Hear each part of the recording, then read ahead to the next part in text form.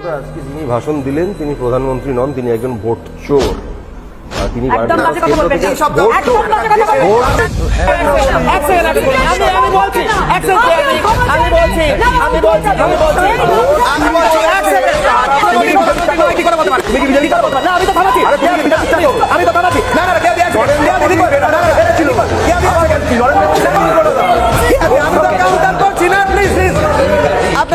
আমি তো কাউন্টার করছি, আমি কাউন্টার করছি। এক সেকেন্ড না, আমি থামাচ্ছি। কে আপনি আসুন,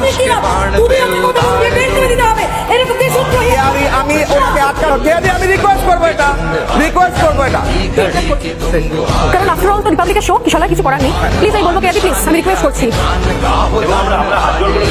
ভারতবর্ষে এটা হতে পারে না যে ভারতের স্বাধীনতা দিবসে অনির্বাণ ভারতের প্রধানমন্ত্রী তুমি পাকিস্তানে গিয়ে রাজনীতি করতে পারো, তুমি প্যালেস্টাইনে গিয়ে করতে পারো, রিপাবলিকে এইটা হতে পারে না। আমরা এরাও করতে পারি না। আমরা প্রয়োজনে দরকার হলে 100 দিন আমরা ডিবেট করবো না, কিন্তু এইটা হতে পারে না।